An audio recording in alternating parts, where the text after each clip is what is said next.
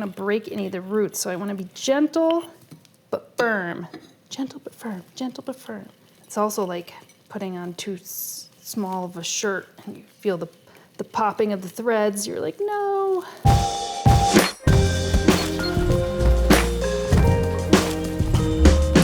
Woohoo! All right, guys, it is a ridiculously cozy day. It is kind of like snow rain outside. It definitely is a day for inside work. And wouldn't you know, I'm starting to bring some plants from Brooklyn here up to upstate New York. So every time I take the bus, which is maybe 2, sometimes 3 times a month, back and forth from Brooklyn to upstate, I take, you know, maybe 1 or 2 plants. I figured after I do that over the course of like a year or 2 years, I'll have quite a lot of plants up here.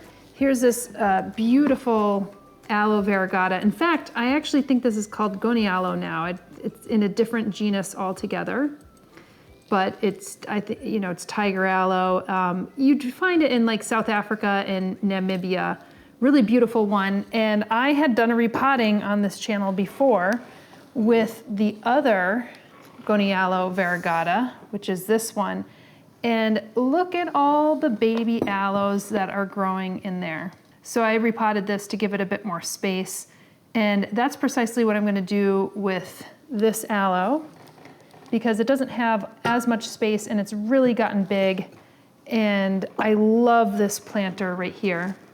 And this is a planter that I want to reuse in the Meadow house that we're actually renovating. And if you don't know what I'm speaking about, you could take a look at our sister channel at Flock Finger Lakes. And we are, you know, basically renovating what was once a former nursery office and turning it into a little tiny house. So this is kind of the color palette, this more subtle color palette that I would like to see in the Meadow house, but this deserves a larger planter for this aloe. Then the next one on the list is gonna be this Dischidia ruscifolia. And this Dischidia was actually, first of all, I've done kind of a no-no. You see this? It's a pot without a hole. Oh no! If and when you do that, it could also, the plant could really suffer because drainage is so important for many plants. If you happen to want to tempt the fate and not put a hole in your planter pot like I did not do in this one, you water sparingly, very little. Little enough so that there's no water sitting in the bottom. What's nice about this one, Dischidia ruscifolia, is it's epiphytic, I believe. So these are growing like on trees and they don't get a tremendous amount of water. This plant is native to the Philippines, so all the Filipinos out there, whoop, whoop, this is a really beautiful plant. It's a gorgeous hanging plant, makes a gorgeous hanging basket. This plant was in my bathroom in Brooklyn, and it was like on the little shelf that's between the shower and my northeastern facing window. So one of the things that I'm gonna have to do now that I'm moving these plants to different places is I have to find a kind of a similar light habitat, if you will, indoors. Because the worst thing is if like this, for instance, was in my southern window, if I have it, I give it southern light and all of a sudden I pull it away and I give it like a northern window or something. Or even worse, it was in a north window and then all of a sudden I'm putting it in the south window. And oftentimes you could even plants that can handle intense light, if they weren't given intense light right from the get-go and they haven't been in intense light, and all of a sudden you move them into intense light, it can actually burn their leaves. It takes a while for the chlorophyll in the plants to readjust and to adjust to light. It could take weeks.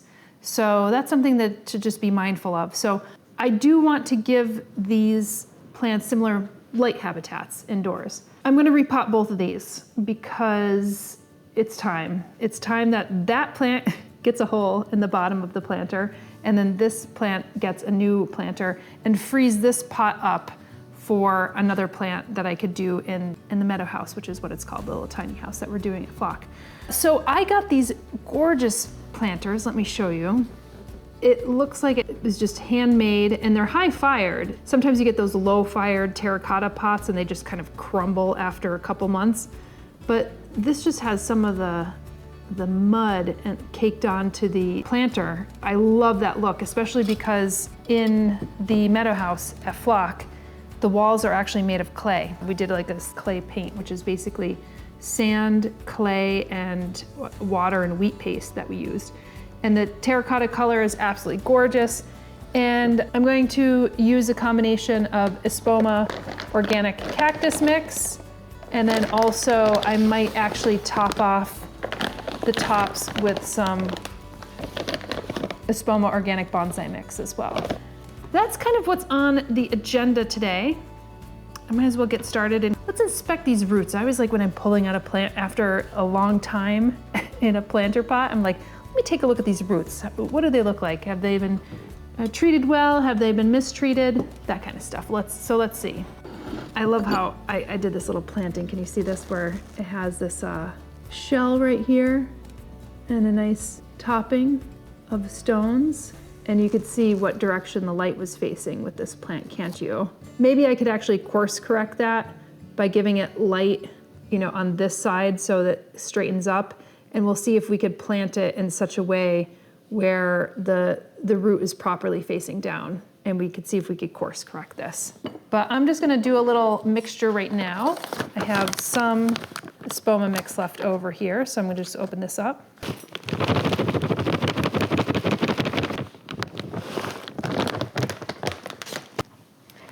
I also have some extra perlite if need be. This is great for drainage. It does get a little dusty, so I also brought my sprayer just to kind of spritz it, because it's one of those things that you don't necessarily want to breathe in. So you might want to, I do like to add a little extra perlite. Why I brought these plants in particular is, no one's going to be living down in the Meadow House at least full time. So I want plants that are really easy to care for, basically carefree, set it and forget it plants.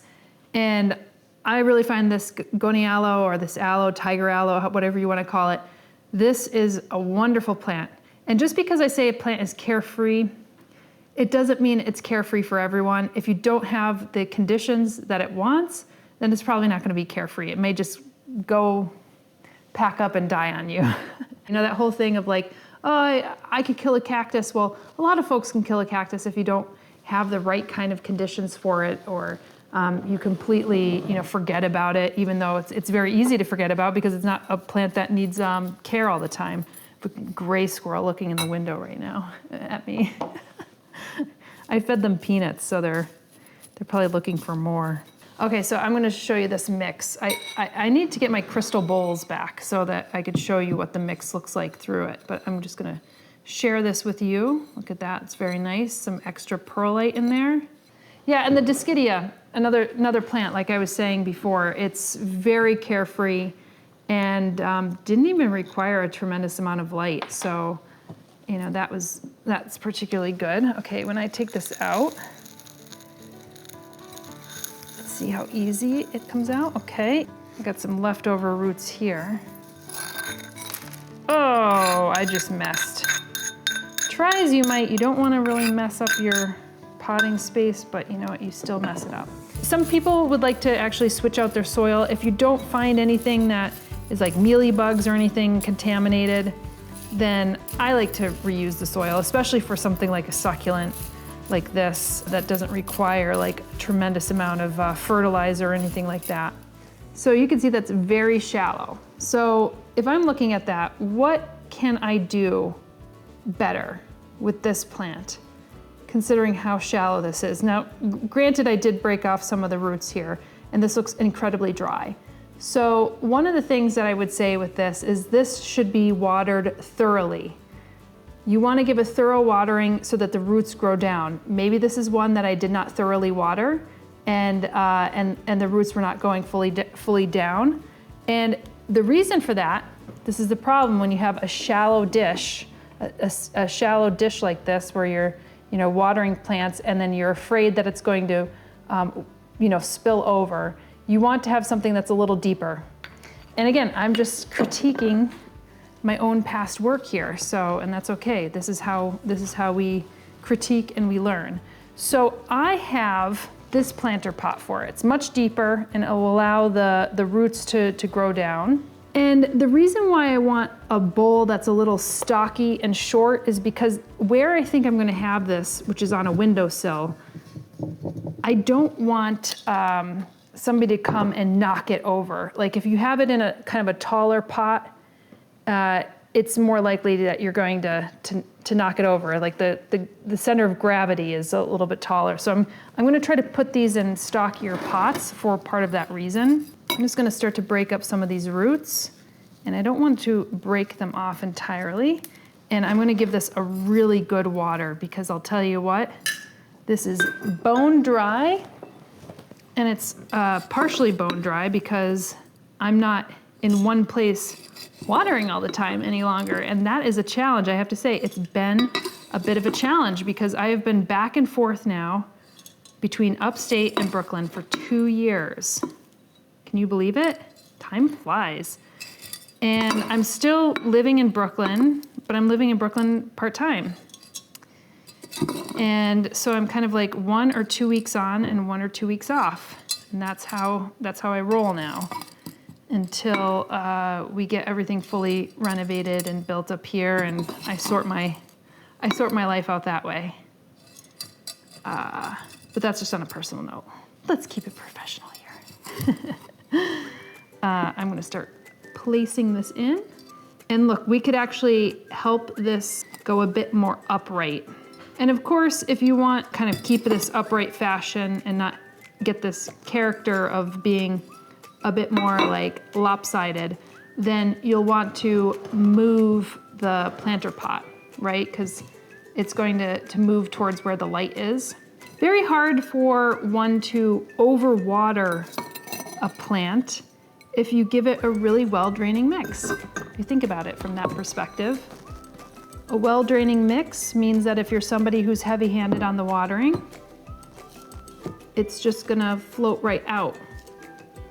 Now, I will have to say that if this terracotta planter pot that I'm optioning for the Meadow House, it is not waterproof down below. So if you let the water sit in the base of this terracotta planter pot, it might do a little water stain below. So you might either want to put like a plastic pot underneath it or something of that nature. This is gonna tip right over because the medium is dry and I need to really pack it in there. So, and if you want to know the difference between perlite and vermiculite, which are two common soil amendments to kind of bring in more flow into your substrate, I have a video on that as well. So I'll link to that here. I just think it's very interesting kind of thinking about where our products come from and how they're made and the different qualities of each of them, like what makes vermiculite different from perlite, what are their specific qualities in a substrate, which ones can you use outdoors, indoors, that kind of stuff. And again, I want this to be a thorough watering because that is precisely what I wasn't giving it before. Oh, the other thing about watering thoroughly is that you're actually bringing oxygen down to the roots, right? Because like water holds oxygen, but you're also kind of taking that oxygen down through all the pores within the substrate.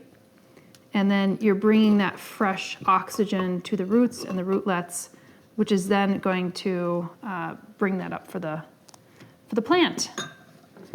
I haven't fertilized this one in a very long time either. I'm not gonna fertilize it now because we're kind of in winter, but come spring, I'm gonna have to give this a really nice fertilizer. Oftentimes with aloes, they get these dried leaves on the bottom. Don't freak out about that. Actually, you know, it's very common for aloes to do that.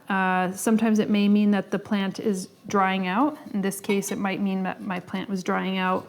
It might have some dead leaves because they're the older leaves, but it could also mean that the aloe wants to keep some of those dead leaves on to protect the plant. So it almost acts as like a suit of armor. You'll find that with some aloes that kind of grow a bit more tree-like. And I have a wonderful video on care tips for different types of aloes.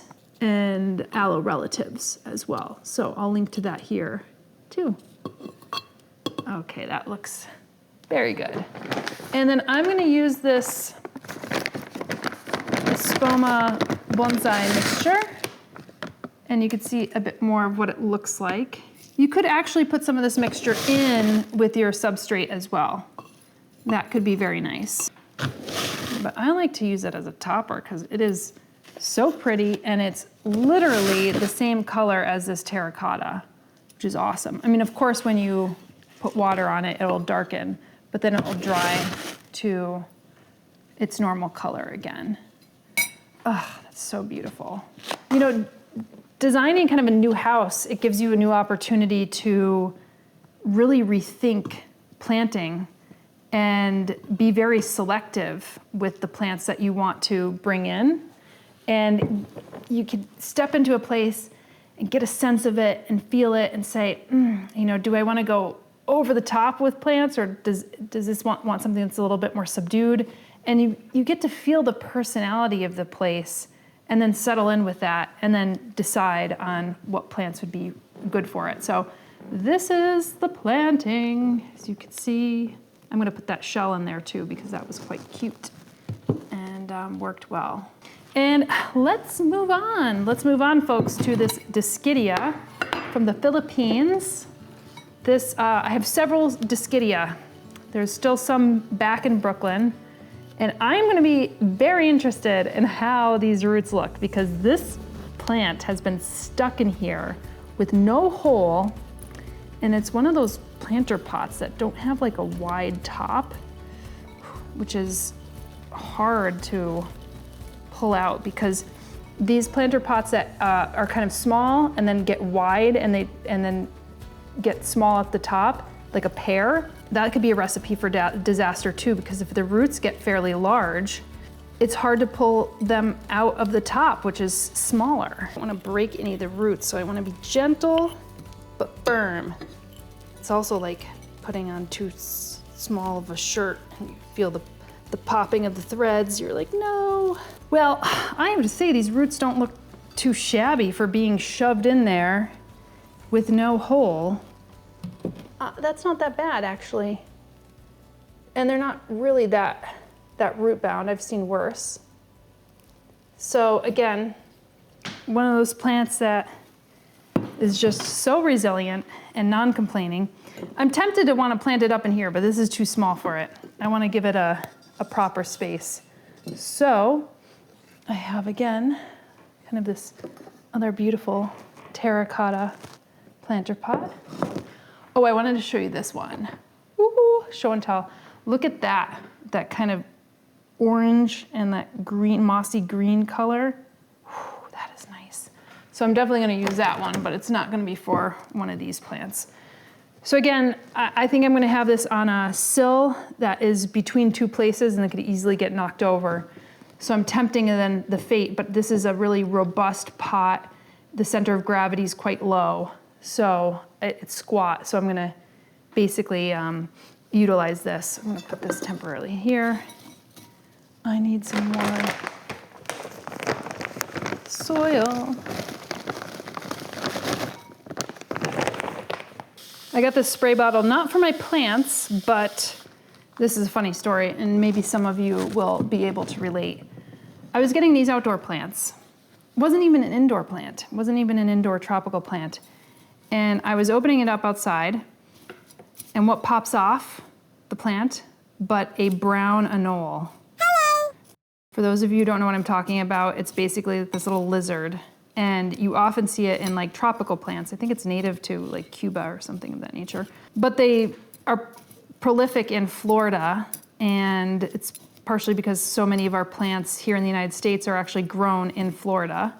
And this little guy, I saw in the corner of my eye something jump out, and it was this brown anole, and it was during the fall, and I knew he wouldn't be able to survive. First of all, they're not native. You don't want them crawling around, and he would have died. So I reluctantly took in this brown anole, and now he's living in a terrarium, and I have to feed him crickets. I don't like really doing that. I wasn't planning on getting a brown anole, but now he's with me. I'm thinking of like next time I go back to like my friends in Philly who have like a bunch of like reptiles and everything, I'll bring them back. But yeah, now I have this anole, and I brought him this like little mister, so I mist his little face all the time because they like it really hot and they like it humid, like some of us. That's why I'm wearing a sweater right now, because I was getting chilly. Okay, so again, this one needs to be watered too. And again, I get scared of watering this or overwatering this because it didn't have a hole. Well, enough is enough, folks. It's getting a planter with a hole. And just fit that root right in there. And look, some of that root came off. Oopsie. That's okay. There's plenty of roots. And we'll start to grow new roots as soon as I start to water it. What I like about this Dischidia ruscifolia is also it just has these really meaty leaves, thick cuticle to it.